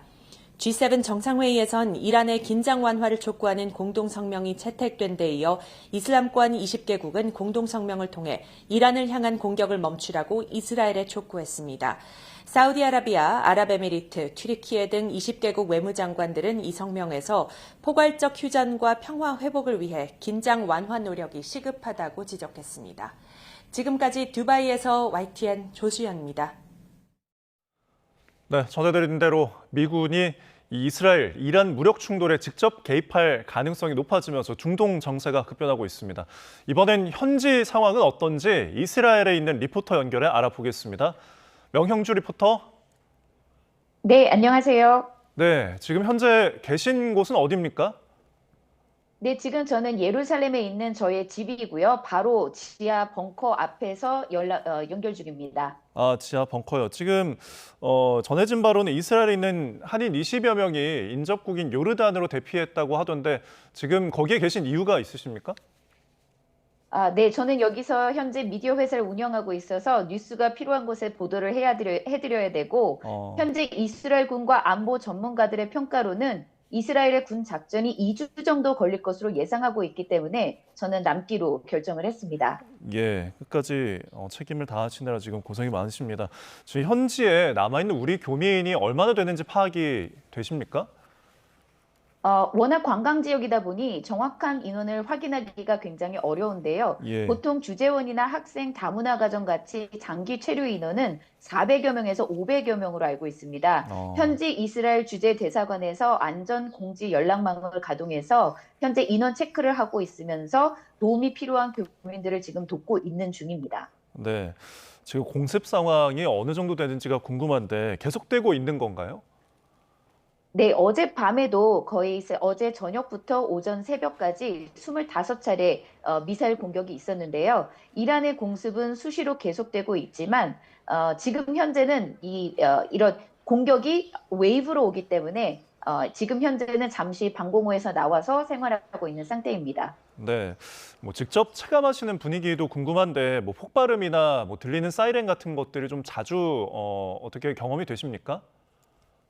네, 이게 저희가 예루살렘에 있기 때문에 지금 대부분의 이 공격은 텔아비브와 하이파, 지금 이스라엘의 주요 군사 기지와 굉장히 주요 인프라가 있는 곳에 집중되고 있는데요. 예. 예루살렘에서는 그래도 지나가는 그 로켓을 하늘에서 바라볼 수가 있는 상황이고, 그리고 폭발음도 들리는데요. 특별히 이제 이스라엘 전역에 민방위 사령부가 계속적인 지침을 내리고 있습니다. 그래서 네. 이란 공격이, 로켓 공격이 있을 때마다 민방위 사령부 앱을 통해서 경보음이 10분 전에 사전 경보가 울려지고요. 그 10분 안에 방공호를 찾아야 되고 그리고 나서 1분 30초 전에 다시 한번 사이렌이 울리면 그 다음에 로켓이 이제 요격이 되는 모습들을 거의 볼 수가 있습니다. 그리고 나서 방공호 안에 있을 때에는 보통은 10분 정도까지 방공호에 있어야 되지만 이번 이란 전쟁에서는 워낙 로켓의 사이즈가 굉장히 크기 때문에 10분이 지나도 민방위 사령부에서 나와도 된다라는 알림이 있어야지만 밖으로 나오는 것을 당부하고 있습니다. 네, 신속하게 방공호를 들락날락하는 현장이 지금 그려지는데 지금 국가 비상사태가 30일까지 연장이 되고 휴교령도 내려지고 뭐 기업에서는 재택근무까지 내려졌다고 하더라고요. 지금 뭐 생필품이나 물자 같은 공급 상황은 좀 어떻습니까? 의외로 지금 이스라엘은 워낙 전쟁 준비나 이런 것들이 잘 돼 있고 생활화돼 있어서 예. 어떤 슈퍼나 이런 곳에 뭐 이렇게 사재기하는 그런 모습은 지금 관측되지는 않고 있고요. 그리고 필요한 물품들은 다 있는 상태로 지금 얘기가 되고 있습니다. 대신에 휴교령은 거의 모든 휴교령이 내려져 있고 회사들은 재택근무로 바뀌어져 있고 그리고 이제 민방위 사령부의 지침에 따라서 거의 24시간마다 상황을 모니터링하고 국가 비상사태를 다시 24시간 후로 연장할지를 계속 저녁 8시마다 확인하고 있는 상황입니다. 네, 저희가 앞서 특파원 연결해서도 전해드렸지만 트럼프 미 대통령이 이란과 협상에서 좀 강경한 대응으로 돌아선 것으로 보이는데 현지에서는 좀 어떤 분위기로 읽히나요? 이스라엘의 원래 목표 자체가 핵 시설을 무력화하고 이스라엘을 공격하는 이 탄도미사일 프로그램을 무력화시키는 것이 목표였기 때문에 현재 가장 난제로 남아있는 게 포르도 핵시설 타격이라고 이스라엘에서는 알고 있습니다. 예. 그래서 이 포르도 핵시설을 타격하는 데에 미국이 도움을 주기를 굉장히 바라는 입장인데요. 미국의 개입 없이도 이스라엘의 전력으로는 가능하다고는 하지만 굉장히 어렵고 이스라엘군의 사상자가 많이 발생할 수 있기 때문에 미국의 벙커버스터로 공군 지원 같은 제한적인 지원만이라도 바라는 눈치입니다. 예. 이스라엘 국민 여론도 좀 궁금한데 이번 전쟁 수준의 이 이란과의 충돌에 대해서 좀 어떤 생각들을 갖고 있습니까? 지금 대부분의 이 이란의 핵 위협은 이스라엘의 생존적 위협으로 받아들이고 있기 때문에 이스라엘의 사회 전반적으로 이란의 공격에 굉장히 지지하는 모습입니다. 며칠 전에 제가 바티암 공격이 떨어진 그 장소에 가서 한 시민을 인터뷰했는데 예. 그 인터뷰한 시민조차도 만약에 이 폭탄이 핵이었다면 우리가 어떻게 됐을까 하면서 무섭다 이런 얘기까지 나눠줬습니다. 예, 알겠습니다. 자, 저희 지금까지 이스라엘에 있는 명형주 리포터와 이야기를 나눠봤습니다. 현재 분위기 전해주셔서 고맙습니다. 감사합니다. 네, 다음 소식입니다. 프랑스 의류 브랜드의 가품을 만들어서 전문 판매 업체에 납품한 공장이 경찰에 적발됐습니다. 이들은 2년 넘게 온 오프라인으로 가품을 판매해 왔는데 현장에서 압수된 물품의 금액만 7억 원이 넘습니다. 신규혜 기자입니다. 경찰이 빌라 건물 안으로 들어서고 3층으로 올라가니 의류 제조 시설이 나옵니다. 네, 수용자 400하고 300 나왔습니다. 티셔츠는 물론 상표도 상자 안에 가득한데 모두 가짜입니다. 국내가 못 만듭니다. 이 만드는 자체가 문제죠, 그렇죠? 프랑스 유명 의류 브랜드의 가품을 만들던 공장인데 기동 순찰대의 순찰 과정에서 단속된 겁니다. 이 공장은 2년 넘게 해당 브랜드의 가품을 만들어 전문 판매업체에 공급해온 거로 파악됐는데 단속 당일 경찰에 압수된 티셔츠만 3,600여 장에 이릅니다. 모두 7억 3천만 원 상당으로 가짜 라벨도 15,000장 넘게 발견됐습니다. 이들은 정가 25만 원 상당인 반소매 티셔츠의 가품을 온라인에서 20만 원, 오프라인에서 5만 원 정도에 팔았던 거로 조사됐습니다. 앞서 경찰은 지난 5월 서울 송파구에 있는 가품 의류 판매업체를 단속했는데 이 과정에서 중랑구에 납품 공장이 있다는 첩보를 입수했습니다. 이를 바탕으로 중랑구를 순찰하며 실제 공장의 위치를 확인했고 검거에 성공했습니다. 현장에 있던 공장 관리자 2명과 업체 사장 1명까지 모두 3명을 상표법 위반 혐의로 입건한 경찰은 이들을 상대로 자세한 범행 규모 등을 조사하고 있습니다. YTN 신기입니다.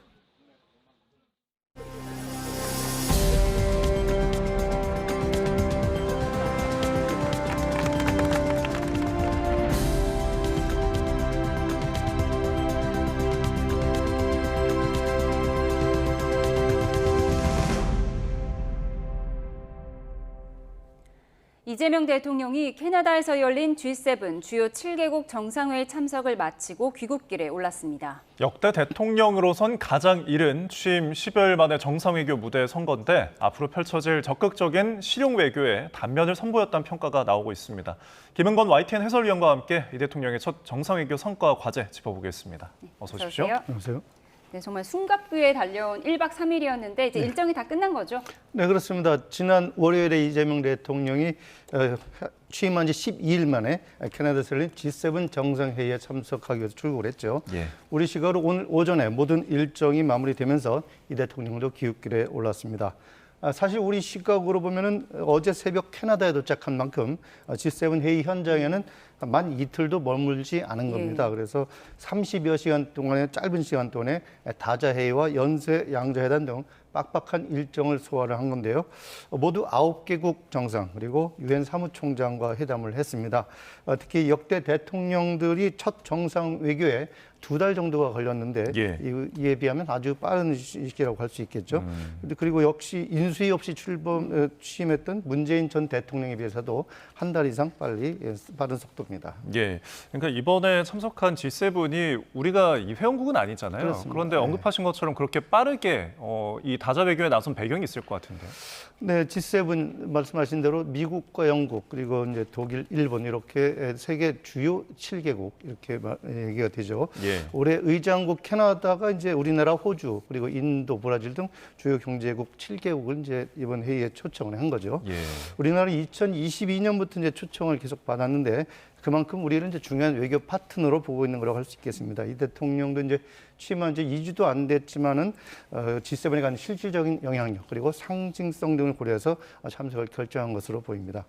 특히 미국이 주도하는 세계 관세 전쟁 그리고 심한 글로벌 안보 위기 등 속에서 우리 국익을 지키는 적극적인 실용 외교가 필요했다는 인식으로 풀이가 되는데요. 예. 특히 이제 대통령실도 설명했듯이 우리나라가 지난해 계엄 이후에 민주주의의 위기를 극복했다는 메시지를 국제사회에 전달한 효과가 있겠고요.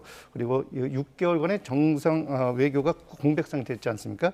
이것을 하루빨리 재가동해야 되겠다. 이런 의지를 보여주는 것으로 평가됩니다. 예, G7 회의는 기본적으로 여러 나라가 함께하는 다자 정상 외교라고 할 네. 수가 있는데 이재명 대통령, 우리나라는 회원국이 아닌 참관국인데 네. 어떤 역할을 할 수 있었던 거죠?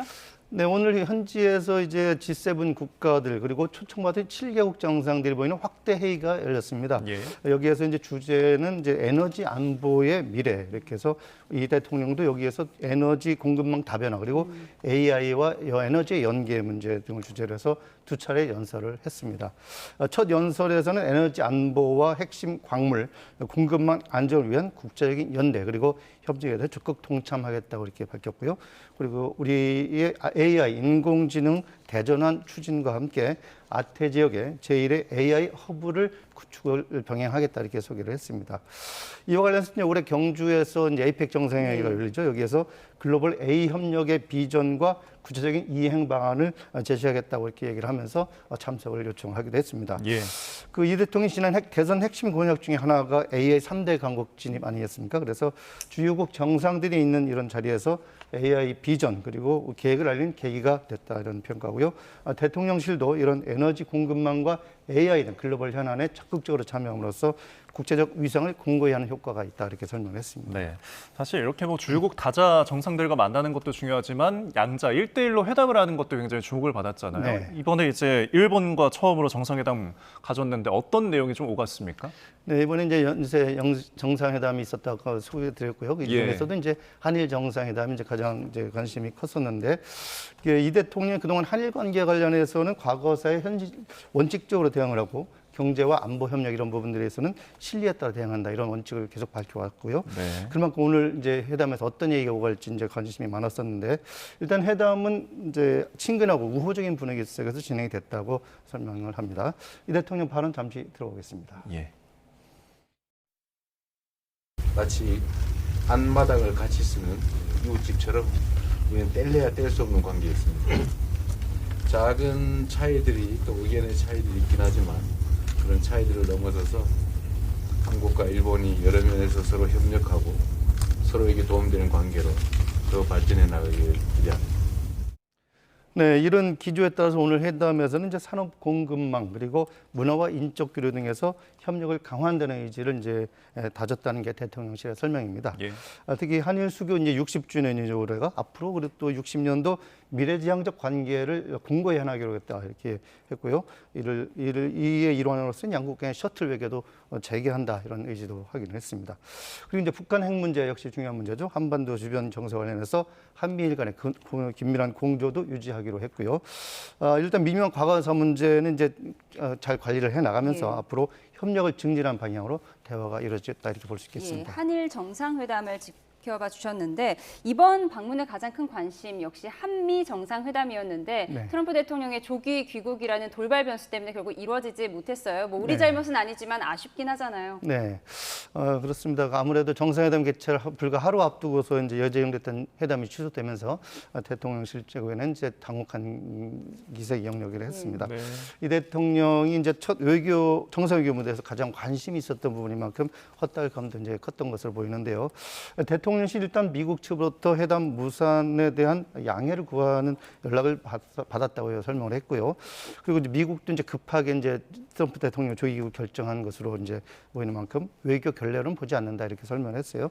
위성락 국가무실장 발언 잠시 들어보겠습니다. 한미 정상회담은 어렵게 되었습니다. 원래 다자계기에 이런 일들이 간간 있긴 한데 아마 이스라엘 이란 군사적 충돌 문제와 관련이 있어 보입니다. 네, 이런 설명이 있었지만 이제 한미 정상회담 무산이 되면서 양국 현안 해결에 이제 실마리를 잡을 수 있을 것이다 이런 기대도 이제 물거품이 좀 됐죠.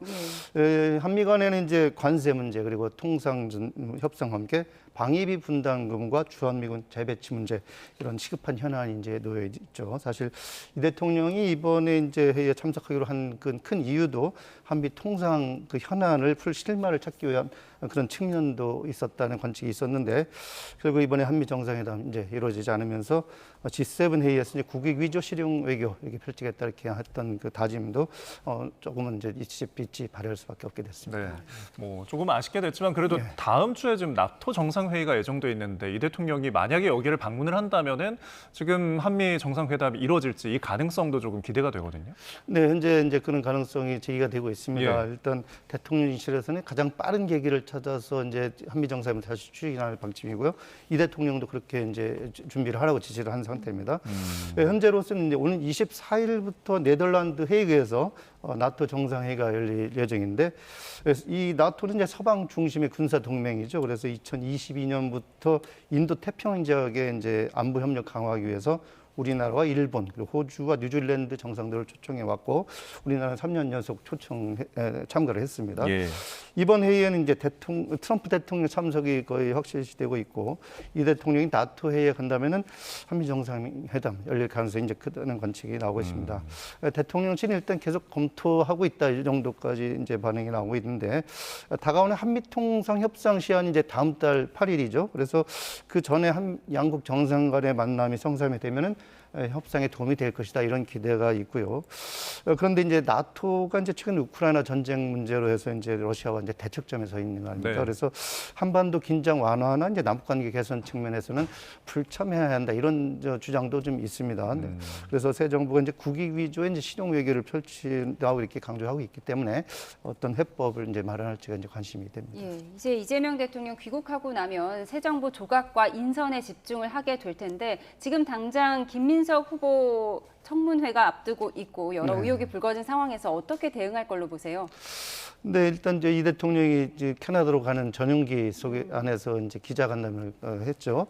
여기서 이제 김 총리 후보자의 이제 인사 정치자금 의혹 등의 신상 문제에 대해서 질문이 나왔는데 청문회에서 이제 충분히 설명할 수 있을 것이다 이렇게 해서 문제가 별로 없을 것이다 이런 입장을 설명을 했어요. 이 대통령의 발언 잠시 들어보겠습니다.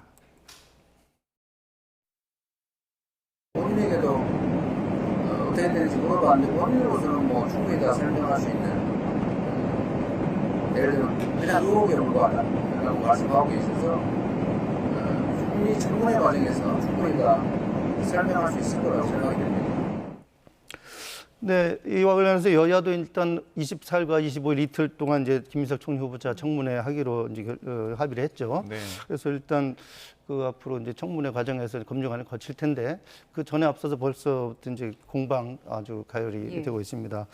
국민의힘은 이제 그 의혹을 제기를 하면서 후보자 지명 철회하라고 계속 압박을 하고 있는데 특히 이제 뭐 김 후보자는 이제 인사청문회 대상이 아니고 수사 대상이 아니냐 이렇게까지 압박을 하고 있습니다.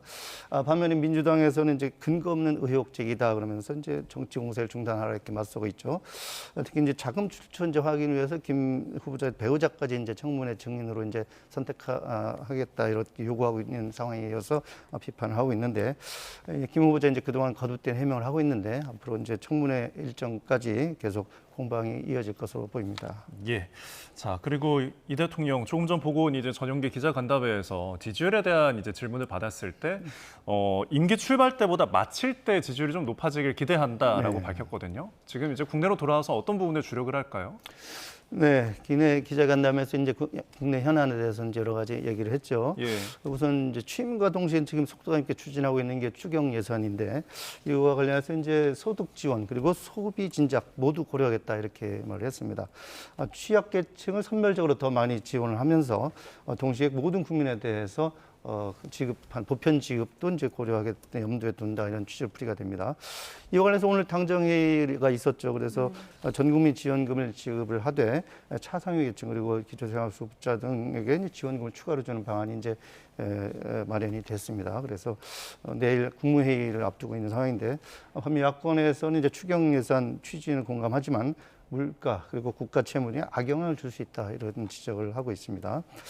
이와 관련해서 이 대통령은 이제 국정에 이제 앞으로 최선을 다할 생각이고 겉으로만 달라지는 게 아니라 국민의 실질적인 삶이 개선돼야 한다 이렇게 강조를 하고 있죠. 예. 이런 이제 이 대통령의 다짐 이런 것이 현실화가 되기 위해서는 일단 새 정부 조각이란 첫 단추부터 잘 채우느냐가 관건이 될 것으로 보입니다. 알겠습니다. 이재명 대통령의 외교 무대 데뷔 후 전망까지 짚어봤습니다. 지금까지 김은건 YTN 해설위원과 함께했습니다. 오늘 말씀 고맙습니다. 고맙습니다.